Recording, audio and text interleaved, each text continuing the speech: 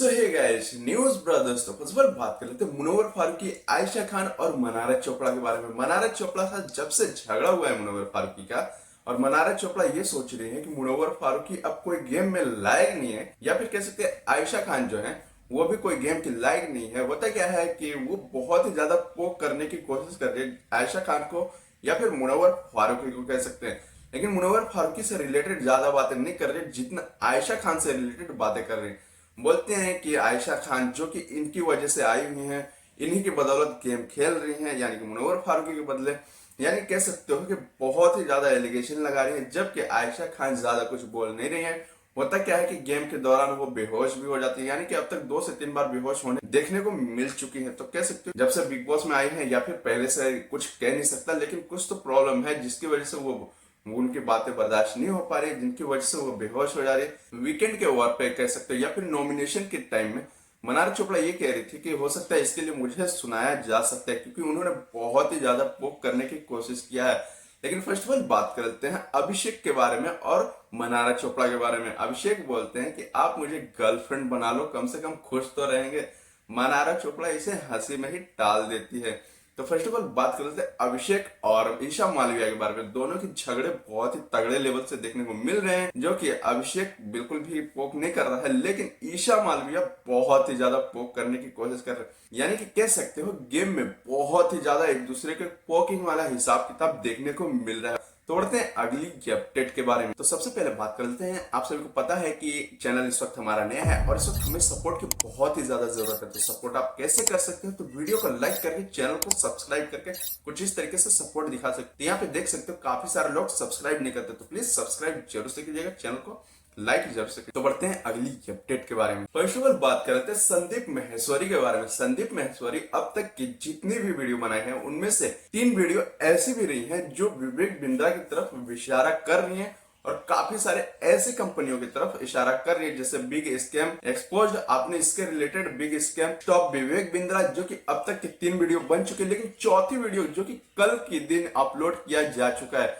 और उसका नाम बिल्कुल भी रहता है MLM स्कैम, जो कि इस तरीके की जो बिजनेस है उसके बारे में उन्होंने बिल्कुल भी एक पेपर द्वारा बिल्कुल भी उनके पास चार्जशीट रहती है, उसके बारे में देख कर बताते रहते हैं कि रियलिटी क्या है, रियलिटी से लोग दूर क्यों हो रहे हैं, और रियलिटी से लोग गलत तरीके से जो बिजनेस कर रहे हैं उनके बारे में खुलासा किया है। और बताते हैं कि काफी सारे लोग अभी इस वक्त सोशल मीडिया पे देख रहे होंगे कि काफी सारे ऐसे बंदे हैं जो आते हैं गाड़ी लेकर, BMW मर्सिडीज, जो कि महंगे महंगे 2-3 करोड़ वाली गाड़ियां लेके आते हैं, और वो बोलते हैं देखिए हमने 1 महीने में इतने करोड़ रुपए कमाए, इतने महीने में इतने करोड़ रुपए कमाए, आगे आने वाले साल में हो सकता है इतने अरब रुपए भी कमा सकते हैं। तो उनके बारे में जो कि सारा कच्चा चिट्ठा बिल्कुल भी संदीप माहेश्वरी बताने की कोशिश किए हैं, ताकि लोग ये समझ सके कि आखिर रियलिटी क्या है और रियल क्या है। होता कुछ यूं है कि उस बिजनेस में आपको बुलाया जाएगा, अगर आप जाते हो तो कुछ चीजें आप बेचते हो उनकी,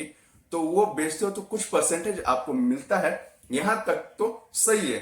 लेकिन होता क्या है, कुछ लोग ये झांसा देते हैं अगर आप यहाँ आओगे BMW मर्सिडीज वगैरह वगैरह आप खरीद सकते हो इस बिजनेस में आने के बाद। अगर आपको कोई ऐसा काम दे दिया जाए जैसे कि इसमें 2-3 लोगों को जोड़ना है, 3 लोग तक नहीं समझ में आता, 2 लोग तक इतना समझ में आता है कि इतना कर सकते हो, वो रियलिटी है वो उतना कर सकते हो, लेकिन 3 लोग से ज्यादा को आप इन्वॉल्व करते हो और वो डायरेक्ट इन कंपनी है तो उसमें आपको अलाउ नहीं करता है। तो कुछ इस तरीके से उन्होंने कुछ बताने की कोशिश किया है।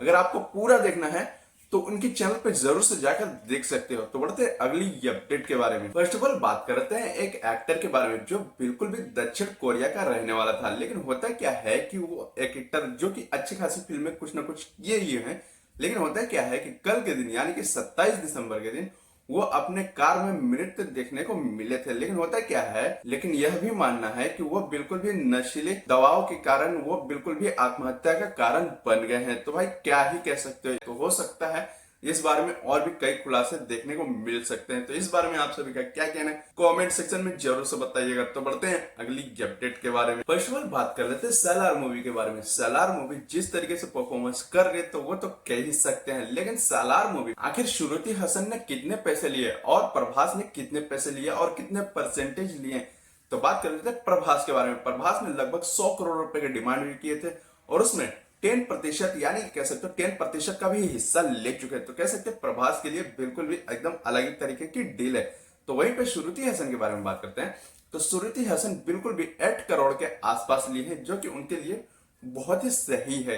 तो इस बारे में आप सभी का क्या कहना है कि सालार बहुत ही अच्छी खासी परफॉर्मेंस कर सकती है, 1000 करोड़ पहुंचेगी भी या नहीं?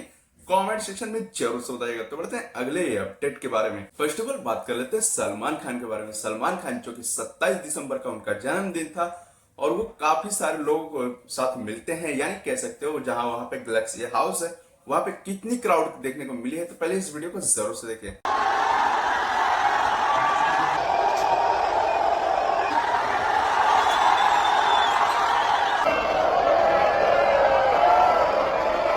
तो भाई क्या ही कह सकते हो, भाई का भी एकदम अलग ही करेज है। तो बढ़ते हैं अगली अपडेट के बारे में। फर्स्ट ऑफ ऑल बात कर लेते हैं शाहरुख खान के बारे में। क्या शाहरुख खान की मूवी, अगली मूवी कौन सी हो सकती है? काफी सारे लोग को दिमाग में यही होगा।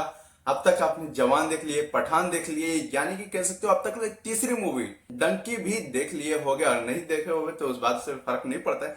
लेकिन जो चौथी मूवी आने वाली है इस बारे में काफी सारे लोग को नहीं पता होगा, जो कि #trending3 पे यानी कि ट्विटर पे बिल्कुल भी देखने को मिल रहा है, यानी कि धूम 4। और धूम 4 में बिल्कुल भी शाहरुख खान देखने को मिल सकते हैं, यानी कि सबसे बड़ी मूवी बनने को जा रही है साल 2024 में। तो इस बारे में आप सभी का क्या ओपिनियन है? तो कुछ चीजें यहाँ पे है मेंशन, देख सकते हो। तो कुछ इस तरीके से बिल्कुल भी ट्रेंडिंग चल रहा है इस वक्त। तो इस बारे में आप सभी का क्या ओपिनियन है कमेंट सेक्शन में जरूर से बताइएगा। तो बढ़ते हैं अगली अपडेट के बारे में। फर्स्ट ऑफ ऑल बात कर रहे थे कन्नड़ा के बारे में। कन्नड़ा लैंग्वेज आपने तो जरूर से सुना होगा, जो कि बहुत सारे लोगों को, हिंदी वालों को समझ में नहीं आता है। लेकिन कन्नड़ा में बिल्कुल भी ट्विटर पे, कन्नड़ा बिल्कुल भी ट्विटर पे बहुत ही ज्यादा ट्रेंड कर रहा है। आखिर क्यों कर रहा है, इसके पीछे का जो रीजन है वो आपको चौंका सकता है। होता क्या है कि वहां पे कुछ लोग ऐसे भी हैं जो चाहते हैं कि वो इंग्लिश ना बात करे, यानी कि इंग्लिश वो बोलेंगी ना। जो कि आपने वहां पे शॉप वगैरह देखते हो तो वहां पे कुछ चीजें इंग्लिश में भी लिखा हुआ रहता है, और काफी सारे लोग मतलब इंग्लिश भी बोलते रहते हैं। लेकिन होता क्या है कि जब अपने बच्चों को स्कूल में डालते हैं तो वो इंग्लिश मीडियम में ही डालते हैं। लेकिन वो चाहते हैं, वहां के कुछ लोग ऐसे भी हैं जो इस चीज पे धरना भी दे रहे हैं, बोल रहे हैं कि आपको कन्नड़ा ही बोलना पड़ेगा, इंग्लिश नहीं बोलना है। जो कि काफी सारे लोग कुछ ना कुछ इंग्लिश सीख चुके हैं और कुछ लोग इंग्लिश मीडियम में भी जा चुके हैं। तो ऐसे कैसे पॉसिबल है? जो कि आईटी कंपनी है, जो बड़ी बड़ी कंपनियां हैं, वहां पे इंग्लिश ही बोलनी पड़ती है, तो अब वहां कन्नड़ा तो नहीं चलने वाला है। तो भाई साहब इस चीज को लेकर बहुत ही बड़ा फसाद देखने को मिला है। तो इस बारे में आप सभी का क्या ओपिनियन है कमेंट सेक्शन में जरूर से बताइएगा। अगर आपको जाना है तो ट्विटर पे जाकर देख सकते हो, जो कि बहुत इस वक्त ट्रेंड में देखने को मिल रहा है। और काफी सारे लोग, कुछ लोग इग्नोर भी कर रहे हैं तो कुछ लोग इग्नोर नहीं कर रहे हैं। जहां पे इंग्लिश वगैरह देख रहे हैं लिखा हुआ, उस चीज को बिल्कुल भी उखाड़ने की कोशिश कर रहे हैं। इस बारे में आप सभी का क्या ओपिनियन है कमेंट सेक्शन में जरूर से बताइएगा। तो बढ़ते हैं अगली अपडेट के बारे में। फर्स्ट ऑफ ऑल बात कर रहे थे एक 6 साल के बच्चे के बारे में। जो कि होता क्या है कि वो अपनी दादी से मिलने के लिए वो फ्लोरिडा जाता है, जो कि 6 साल का बच्चा ही रहता है। वो एयरपोर्ट पहुंचता है, एयरलाइंस वाले की गलतियों के कारण वो दूसरे फ्लाइट में बैठ जाता है और वो दूसरे लोकेशन पे चला जाता है, यानी कह सकते हैं ऑरलैंडो चला जाता है, जबकि उसको जाना रहता है फ्लोरिडा जाना होता है। लेकिन होता क्या है कि इस गलतियों के कारण से जब पता चलता है कि वो बंदा, जो कि इस चीज को पूछा ही होगा तभी तो वो आगे बढ़ने की कोशिश किया। लेकिन होता क्या है कि वो जब अलोन पहुंच जाता है, जो वो बोलता है कि वो हमारा लोकेशन बिल्कुल भी नहीं है, हमें जाना था फ्लोरिडा।